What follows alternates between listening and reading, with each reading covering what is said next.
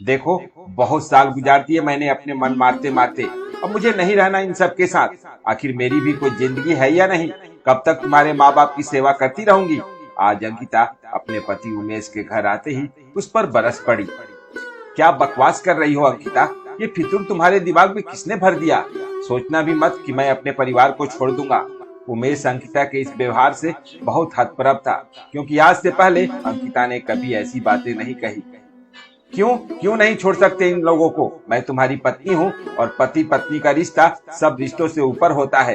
तुम्हें नहीं पता तो जाकर अपनी माँ से पूछ लो, अंकिता तेज आवाज में बोली।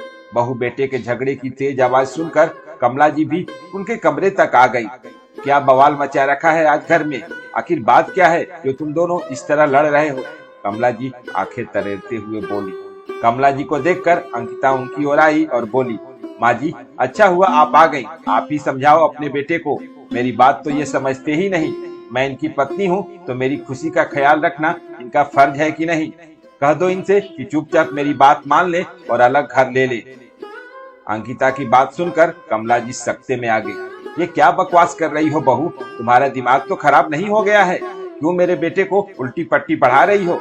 अरे क्या इसी दिन के लिए ही पाल पोस कर बड़ा किया था कि बुढ़ापे में हमें घर छोड़कर बीबी का पल्लू पकड़कर चला जाए?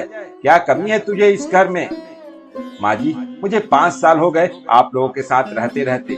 ना अपनी मर्जी से कहीं आ जा सकती हूँ, ना अपनी मर्जी के कपड़े पहन सकती हूँ। जितना भी कर लो, कभी किसी के मुंह से तारीफ के 2 बोल नहीं निकलते। मेरा भी मन करता है अपनी मर्जी से जीने का। क्यों रहूं मैं इस घर में? आप सबका काम करने के लिए और सेवा करने के लिए। और आपको आज क्या हो गया? कल आप ही तो नंदोई जी को ये सब समझा रही थी, फिर अपने बेटे को क्यों नहीं समझाती? अंकिता की बात सुनकर कमला जी की आंखों के आगे कल का दृश्य घूमने लगा। कमला जी की बेटी मनोरमा की शादी को साल भर ही हुआ था। आए दिन वो ससुराल में झगड़ा करके अपने मायके आकर बैठ जाती थी। इस बार कमला जी ने अपने दामाद को घर बुलाकर अच्छी झाड़ लगाई। देखिए दामाद बाबू, मेरी बेटी को मैंने बहुत लाड़ से पाला है। इसके बोलते के साथ इसकी सारी फरमाइश पूरी की है। इसे हमने ऊंची शिक्षा इसीलिए नहीं दिलाई कि ससुराल में जाकर ये झाड़ू बर्तन करे या आपके माँ बाप के नखरे उठाए। अरे हमने आपके साथ इसकी शादी की है तो इसे खुश रखना आपकी जिम्मेदारी है। मेरी बेटी अब तभी आपके साथ जाएगी जब आप अलग घर लेकर रहेंगे, ताकि मेरी बेटी चैन से जी पाए। याद रखिए, सारे रिश्ते पीछे छूट जाते हैं, लेकिन पति पत्नी का रिश्ता ही उम्र भर साथ रहता है। आपको अपने बीवी बच्चों और भविष्य के बारे में सोचना चाहिए, ना कि दुनियादारी के बारे में। हमने तो आपकी अच्छी नौकरी, अच्छी तनख्वाह देखकर मनोरमा का हाथ सौंपा था, ना कि आपका परिवार देखकर। दामाद बाबू असहाय से अपनी सास की बातें सुन रहे थे। वो दोराहे पर खड़े थे कि क्या करें। यदि अपनी सास की बात माने तो अपने परिवार का साथ छोड़ना पड़ेगा, और ना माने तो अपनी शादीशुदा जिंदगी दांव पर लगा देंगे। दुविधा में थे कि कैसे अपने माँ बाप को इस उम्र में अकेला छोड़ दे। कमला जी कल की बातें याद कर ही रही थी कि अंकिता फिर जोर से बोली, माँ जी क्या हुआ? आप कुछ बोलती क्यों नहीं? जो बात नंदोई जी को समझा रही थी, अपने बेटे को क्यों नहीं समझाती? अब उमेश को अंकिता के अचानक से बदले हुए व्यवहार का कुछ कुछ अंदाजा हो रहा था। इतने में अंकिता ने अपनी सास से नजरें चुराकर अंकिता ने उमेश की तरफ आंख मारी। अब तो उमेश को अंकिता के सारे नाटक की वजह समझ आ गई कि वो आज ऐसा अलग व्यवहार क्यों कर रही है। लेकिन वो अनजान बनते हुए बोला, तब तो अंकिता सही कह रही है माँ, मैं भी थक गया हूँ सारे परिवार का बोझ उठाते उठाते। तनख्वाह कब आती है और कब खर्च हो जाती है पता नहीं चलता। अलग से रहूंगा तो कुछ बचत भी होगी। आखिर मुझे भी अपने भविष्य के बारे में सोचना चाहिए। बस कर बेटा, बस कर। तू तो मेरा श्रवण कुमार है। आज से पहले कभी तूने हमसे ऊंची आवाज में बात भी नहीं की, और आज ये सब बोल रहा है। मेरा तो कलेजा ही बाहर निकल जाएगा तेरे जाने के नाम से। वो तो मैं तेरी बहन की खुशी के लिए दामाद बाबू को समझा रही थी। कमला जी अधीर होते हुए बोली, माँ अब तो आप बेटा और बेटी में भेदभाव कर रही हैं। माँ के लिए तो उसके सभी बच्चे बराबर होने चाहिए ना। आपकी बेटी का सुख दिखता है तो मेरा सुख क्यों नहीं दिखाई देता? जब जीजा जी के माँ बाप अकेले रह सकते हैं तो आप लोग क्यों नहीं रह सकते?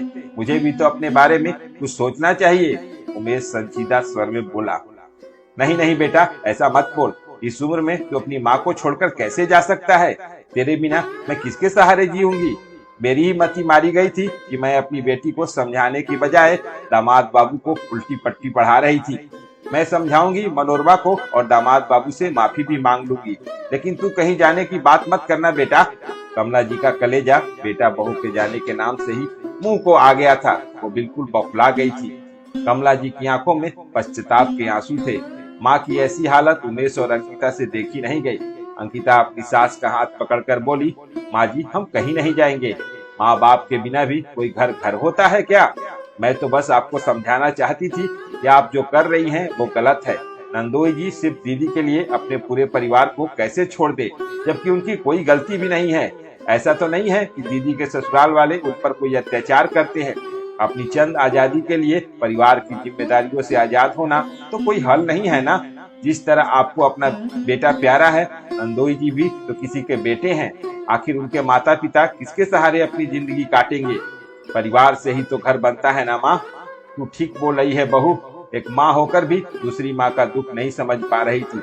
अलग घर परिवार में थोड़ा सामंजस्य तो सब लड़कियों को बैठाना पड़ता है। मैं मनोरमा को समझाऊंगी, बस तुम लोग आज के बाद कहीं जाने की बात मत करना। मैं मनोरमा को समझाऊंगी, बस तुम लोग आज के बाद कहीं जाने की बात मत करना। दरवाजे पर खड़ी मनोरमा भी उनकी बातें सुन मन ही मन सोच रही थी कि गलती उसी की है।